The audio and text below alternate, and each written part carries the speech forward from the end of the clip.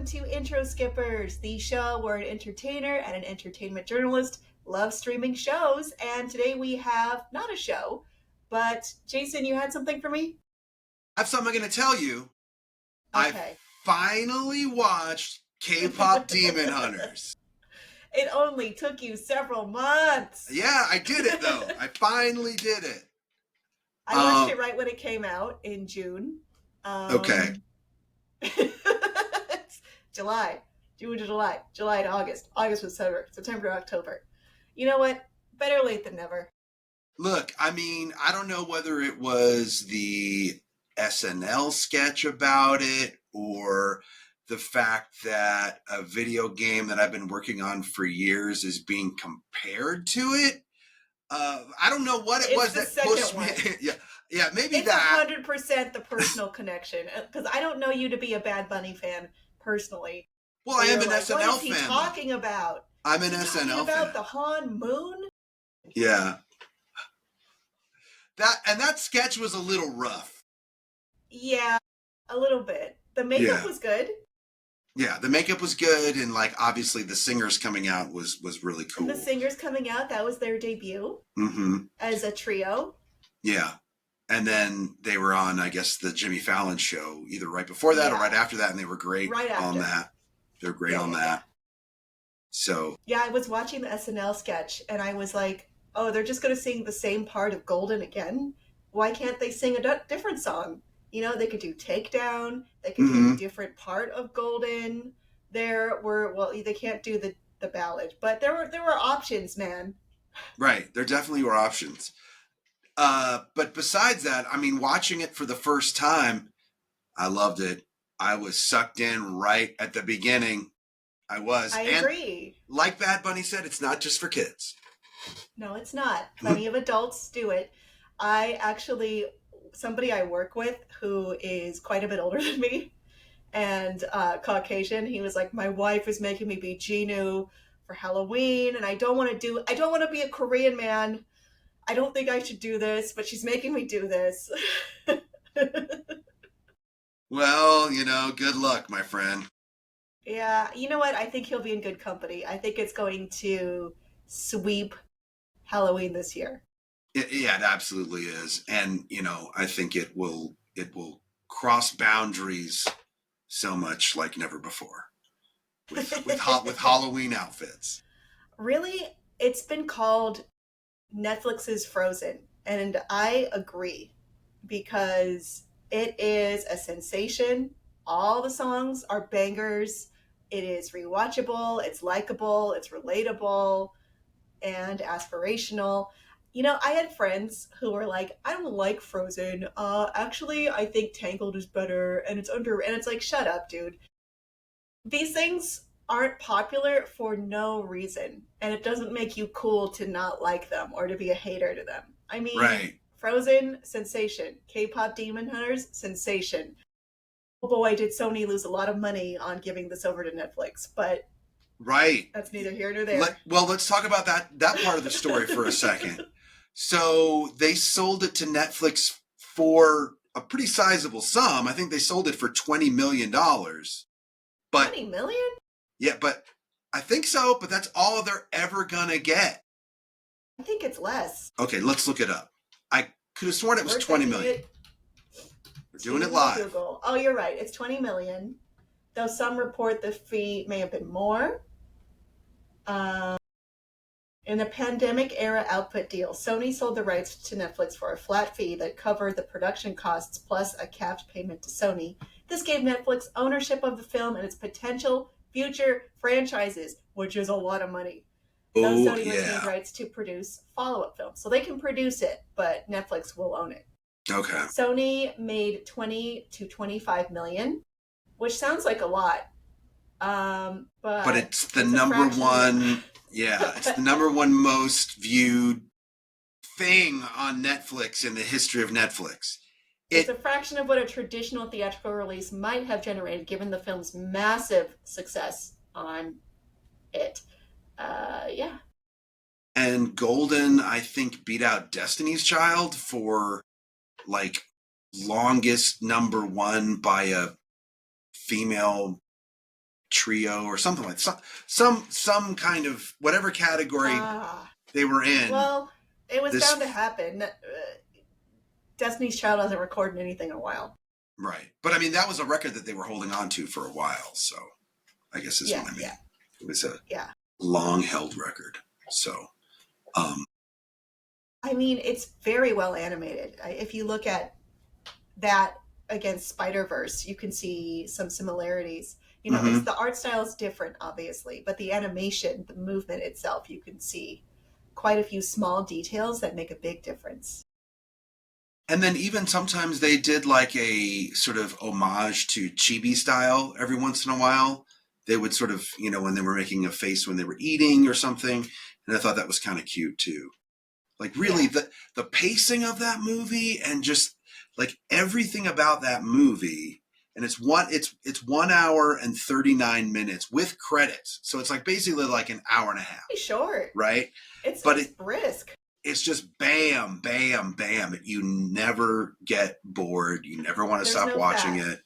No. Yeah. Yeah. It was directed by Maggie Kang and Chris Applehans. Studio was, of course, Sony and Netflix. And the Hmm. tagline is, "When the lights go down, the fight begins." I think they could have done a better tagline, but okay. Well, it worked, I guess, Uh-huh. or maybe it worked despite the tagline. I don't know. I don't think anyone paid attention to it. Yeah, I the first time I heard the tagline was right now when you read it to me. Well, I think it was a really audacious project, and I'm really glad they got the payback or the payoff that they were looking for. Because I remember the creators were saying it was hard for us to sell a movie about Korean people with an almost entirely Asian cast. And I thought, it took me that time to realize, oh, yeah, they were. But I'm glad it paid off because I think Hollywood tends to learn lessons in a weird way that is incorrect a lot of the time, which is like, I think the wrong lesson to take from this would be like, oh, we need to do girl bands more. But it's more like, Right. we need to have good music, good animation, good acting, a good script. Like, just make a great movie. It's not a secret. Hollywood learns all the wrong lessons. I Yeah. mean, the music industry has been the same way traditionally too. You can think of like back in the history of if one band got popular, every record label was like, "We need our version of that band," and then Yeah. it's always like a And then it never crappier pays version. off. Yeah, yeah. It's like when everything became really gritty because The Dark Knight was dark. What are you talking about? And then after that, films that didn't need to be that way were that way. And then we had, the teen dystopian drama from Hunger Games, and then we got, I think they remade The Giver, which is a book that you can read in, I think, elementary or middle school, and they Mm-hmm. made it fit that mold instead of the mold that it was, and it lost a lot. Yeah, a dark and gritty version. When this came out, I was doing press for Squid Game. Okay. Oh, because it right So around season 3, same time to release. yeah, so Netflix Korea was having a real boon of a summer with these Yeah. two mega hits. Did they reach out to you to do press for that too, or how's that work? If you're No, I doing don't have a okay, relationship with Netflix directly. I kind of just got contracted to do it. I wish I had a relationship with Netflix directly. yeah. Well, let's call them. Hello, Netflix. All right. No, no, I Oh, don't okay. think it I works know. that way. I know it But doesn't. I loved how unabashed this was in being true to its cultural roots. Like they were saying, this is a Korean story, and they put so many small details in there that were distinctly Korean. Like um, some distinctions some people have drawn from Korean folklore are like the history of, and forgive me, I don't speak Korean, I'm going to mispronounce things. And I don't mean to be disrespectful, But mudong, which are like Korean shamans, traditionally women who Hmm. perform rituals of singing and dancing, poetry, to interact with spirits and ward off evil. I mean, that's huntrix, you know. And Yeah. then they have saja. You know, saja means lion, but it also means like a folklore grim reaper type figure. Yeah, double meaning. And there's quite a few more, like the tiger and bird, derpy and sussy. Yeah, I loved that tiger. I Ooh, it's just guess. dumb as hell, and there's nothing deeper to it. Okay. And what's the No, deal no, with no. the bird? The tiger magpie is a duo. It's pretty classic. They're seen as the tiger is a guardian and like a strong creature, and the magpie is, it means like it's clever. It sometimes means like good news or good stuff to come. And so they're together. They're like a traditional pairing, you know, Hmm. like how maybe Westerners might say like the ant and the grasshopper. You know, that's an old story. Right. And then their swords are based in historical roots, or not swords, they're weapons. Only Rumi Yeah. has a sword. And the Han Moon itself is the name of the concept, pulls from the Korean shamanic ideas about thresholds and gates and like protecting yourself and your soul. And then, of course, like, you know, those little knot accessories all the girls had, the tassel ornaments. I mean, those are very Korean. So I liked how it was just out there and no one noted them to be, you know, more understandable and accessible to Westerners.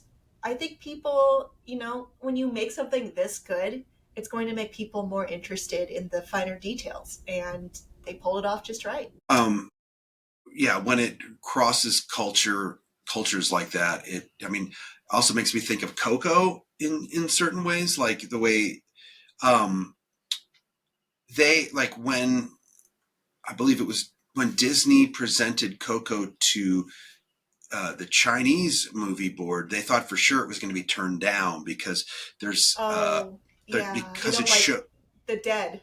right, they don't like the dead, but they loved how they loved the theme of the movie so much that it actually was a big hit in China too, and was allowed to be played in China because of the theme of honoring your ancestors. They loved it, and I mean, I cannot watch Coco and not cry. So you It's know, impossible. You know, the first time I really tried not to cry, and I was like, I'm gonna make it. Pixar, you ain't gonna get me. I'm smarter than you. And then I got to the final scene when they're all together, and I was just like, oh, they love each other. Got me. yeah. They showed my ass. Yeah. Did you have any questions or thoughts or concerns you wanted to bring up about K-pop Demon Hunters that I could maybe help you with? Oh, yeah. I mean, actually, yeah. I had a question. Like, do you know about the demon world that we saw and the traditions behind the No. yeah, oh well then so I don't know basically everything. you're setting me up here. No, what I'm Sorry, saying my is I don't know. oh okay. No, I don't have any questions. I mean, I just loved the movie. Yeah. I thought it was really cool, actually, as someone who has performed on large stages, who has performed in Asia. I've even performed in South Korea on a rather large stage. They even got that right. And what I mean by that is, like in the first 5 minutes of the movie, when their manager Bobby, played by Ken Jeong, who I didn't realize that was Ken Jeong, by the way. Usually Really? I He sounds didn't. exactly like Ken Jong. I didn't realize that was him until I looked it up because he wasn't going over the top the way he usually does. I thought he was playing it a little bit more realistic. But but anyway, when he's looking for the band and he's backstage and they're showing all this stuff, and then later when they're chasing some of the demons underneath the stage, they got all of that right too. Which anytime there's a movie about the music industry or like hinting at the music industry, I always put my, you know, my skeptical face on. I think the only movie that ever really came close to getting it right was Almost Famous. If you remember that movie. But I never saw it. most movies about like behind the scenes in music always kind of get a lot of it wrong. But they didn't go too deep about that in this one, but the parts that they did, I was pretty impressed with. But now I'm going to look up that demon world and figure it out. Yeah, I mean, there's a lot of fan theories and deep dives out there. I mean, people have been theorizing about, oh, what does it all mean? What are the symbolic references? What's going to be in the sequel? You know, some people think that they should add another member. I think three is fine, even though that's kind of small for a K-pop group. It is. Yeah. I felt like at a certain point, and maybe I'm stating the obvious, but obviously when she's coming to grips with the fact that she's half demon and like accepting that for herself, it's a wider message of like accepting your flaws as well as your strengths and being able to Yeah, show I both mean, of them. Rumi with the patterns is kind of, it roots her as other or having a dual identity, which Mm-hmm. I think a lot of people can relate to in different ways. It's a lot like, I remember when Frozen came out, sorry to make this comparison again. People It's were okay. like, obviously Elsa is autistic, or Elsa is asexual, or Elsa is gay, or Elsa. And it's just like, Yeah. you can kind of project what you want to, whatever it is that makes you feel connected to, or something that you feel you have in common. And it's really well executed because, of course, it's like magic. And in this one, it's demons or Mm-hmm. demon parentage. I would love to learn about Celine and Rumi's mom's band from the Right. 90s. What are they called? Like the Sunshine Sisters. Sunshine Sisters. Yeah. Yeah, I loved seeing all the bands all the way up. And if you notice, every single one of them was 3 members. So I don't Yeah, think they're they going to all add. were. I don't think they're going to add a member for the sequel. No way. That would be, I mean, it would break the current motif. Yeah. Uh, I thought maybe they would reveal who Rumi's demon father was. Are we going to find that out? That they didn't. Like, I was worried they're going to say, oh, her father is Gima, but Yeah, I'm really glad they didn't go that route. I thought I maybe think I've that been was one way Disney they could. killed. Well, I thought that was one way they could go to where that's how she had the power to resist him because that was her dad. I don't know. That could possibly be something. But who knows? Um, yeah, so speaking of things that I thought would happen that didn't, I Okay. thought Bobby was going to be the one who betrayed them. And I think Mm, if it were a Disney movie, it would have been that Bobby who did it. But he was just a nice man who had their best interests at heart, and he was their friend. And I appreciated that. I thought that was a nice break from tropiness. yeah. A nice break from real life because let's face it, music managers betray their clients all the time. Not that that's Talent ever. managers in Yeah, yeah. general. Not that that's ever happened to us. No. Talent managers have the worst reputations possible. Who was your favorite member of Huntrix? I certainly liked Mira's black sheep of the family vibe. I guess Mira was my favorite. Yeah. What Huh, about you? mine too. I always pick the main one. Oh, always. If you ask me who my favorite is in a group, I will always pick the main one. Did I ever tell you my problem with Frozen, my personal problem with Frozen? Okay. No. Okay, are you ready? Uh-huh. It has nothing to do with the story or the production or anything. Here's what happened. This is where entertainment meets real life. So, I co-wrote a song for the Disney Channel, for a Disney Channel movie called Teen Beach Movie. The song was called Cruisin' Oh, for a yeah, you Bruisin'. told me that. And I Yeah. played it to embarrass you that one time. Yeah. But go So ahead. so It was a huge hit. It was a huge hit. In fact, it's the most successful song I've ever co-written. No way. Yeah, it's sold over 1 million Wow. copies. It went platinum, and it even was nominated for a Radio Disney Award Oh, yeah. for Best Song from a Movie. But guess what? From a Disney movie. Yeah, because it was like Disney's awards, right? So I had never won a music award ever, and let's face it, the chances of me winning a Grammy are pretty slim because there's not that many out there. I've certainly worked with a lot of Grammy winners, so you never know, but So why are you mad? because it came out the same year as Frozen and we were up against Let It Go. Dude, So we lost. well, that's not really Frozen's problem, is it? No, but that's my personal problem with Frozen, is that I lost to them. Dude, But I mean, I'm over you're my it. friend. I'm over it. You're my friend, but you're wrong on that one. Let It Go was a thing, a big sensation. That is a good song. Of course it is. Undeniable. Of course. So I mean, you should be happy that you lost to something that it's not like questionable, you know? Like, you're right. If you lost to something that sucks, yeah, then you could be mad. The other song that was nominated was like a Britney Spears song from Smurfs 2 or something. If we lost to that, I really would have been pissed. But we lost to Frozen, which was an international sensation. So you're right. I should probably feel less shitty about it. Yeah, you should. Now I'm going to have a new perspective. And you should write another song for another Disney movie because there's no competition now. Right. Right. It's fine. But the cool thing about the game that I've written, that's now, the game that I'm involved with called People of Note, it's now been announced, so I'm allowed to talk about it.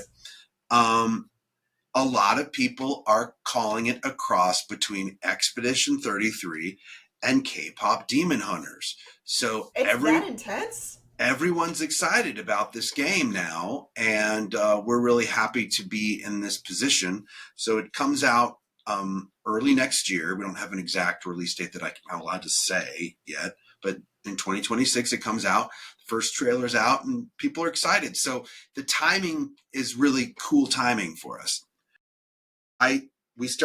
We officially started working on it at the end of 2019. So who would have known that Kpop Demon Hunters and People of Note would be coming out at the same time? We didn't know Kpop Demon Hunters existed back then. So maybe it'll be a cool timing thing. That's a pandemic era project too. So there was a time when you were both working on them at the same time. You're absolutely right. Yeah. Well, I thought this movie was great. I am really looking forward to sequels. I am really looking forward to the singing careers of EJ, Audrey Nuna, and Ray Ami. And I want to see this cast again. And I really think Daniel Day Kim needs a bigger role than the healer. Yeah, I mean, he was funny. The character was quite funny. But yeah, Daniel Day Kim could have been. It was like, you wasted bigger. Daniel Day Kim on that guy as a star. Put him in a bigger role. Make him be Rumi's real father. I mean, maybe he is a demon disguised as the quack doctor, and then we'll learn later that it's Rumi's father. All right, call Netflix. Send them our idea to give Daniel Day Kim a bigger role for the sequel. Dear Netflix, I'm getting my typewriter ready. Strongly worded letter. Everyone loves that. I just saw, you're going to freak out. I'm ready. I saw The Shining for the first time yesterday. Whoa! Okay. So that just made me think of typewriters. What did you think? That's all I had. It was good. It was really long, and Jack seemed crazy before the ghosts or whatever started affecting him. You're kind of right. Jack Nicholson won't stop making faces, and he sounds sarcastic in everything he says. Yeah, I was thinking, you know what? He was going to try and kill them no matter what. We all have these holes in our our collective backgrounds, even if we are big fans of movies and entertainment, there's going to be like a few things that are huge that everyone in the world has seen and you haven't. And that's one for me. And for you, it was K-pop Pop Demon Demon Hunters, Hunters. bringing it back around. Yeah. Well, now I am complete. I feel like I'm a member of society. I feel like I can walk outside, the sun can shine on me, and I will know what people are talking about when they talk about K-pop Demon Hunters.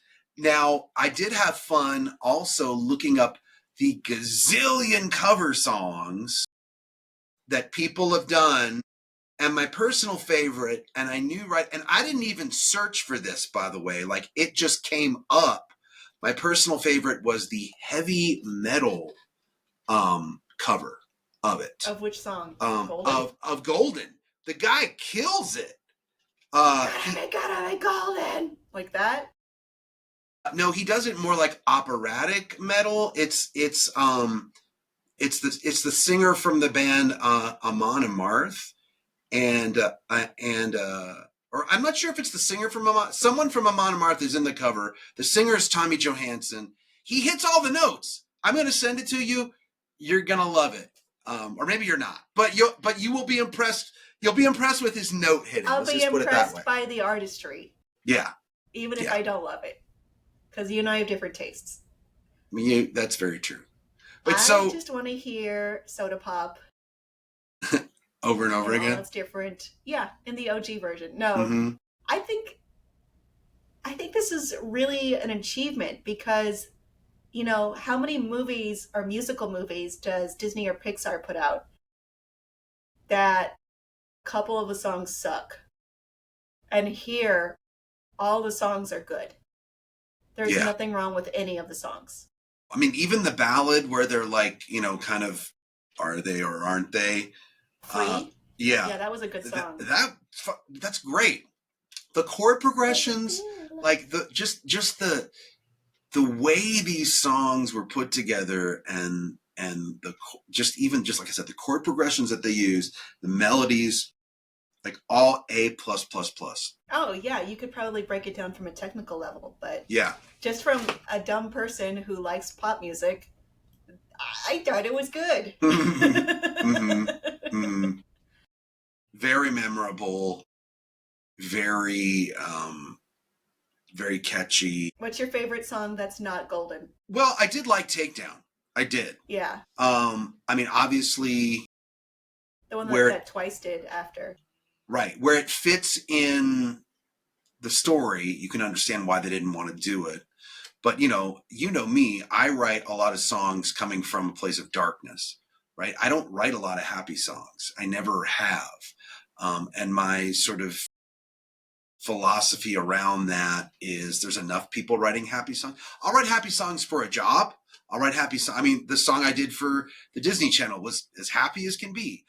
I can do that for a job. But if I'm writing songs for myself as an artist, they often come from a place of darkness, but in a way that I think that people feel camaraderie, that if they know that if they're feeling sad and they put on one of my songs, that might make them feel that they're not alone. That's I never put that together because you're usually really happy and positive in real life. I am. I really am. Yeah. But often my music is coming from a sad place. Maybe that's why I'm happy, because when I write, I get those demons out. You expunge it out. Mm-hmm. Mm-hmm. You get the demons out. Yeah. Hey, see, bringing it back around. Maybe Rumi needs to make more sad and dark songs. No, she can't deny who she is. Well, and now, did you notice at the end her markings were like no longer purple; they were sort of like shiny and silvery. At the end. Yeah. But they're visible all the time. Yeah, but it's kind of just like you're supposed to find beauty in that too, which is, I mean, my favorite song that's not Golden is What It Sounds Like, where she kind of they all kind of power up and come back together as friends. Yeah. And I mean, it's also like the song during the big fight of the movie. Mm-hmm. Mm-hmm. Where she's like, yeah, this is who I am. And her friends are like, we accept you. We love you. That's So sweet. good. Yeah. My least favorite song was Soda Pop. I'm sorry. I love Soda It's a Pop. good At first, I song. didn't It's like it, but just... then I was like, it's really it sticks with you, and you think about the double meaning of, oh, they're demons. They want to drink us, our human souls. hmm So I like that you can put that duality on it, much like your idol is very explicitly that. But you started bopping along like Zoe did, secretly bopping along. hmm You got to do Hey. the shoulder thing. Do you have a favorite Saja boy? Yes. Well, I thought Abby was funny because he was named after his abs. Yeah, he's my favorite too. Why do we keep picking the same favorites? Yeah, I I'm liked him because he was sorry. big and stupid. Okay. Well, I just thought how like their eyes turn to abs and their eyes turn to Corn. corn. Yeah. So many abs.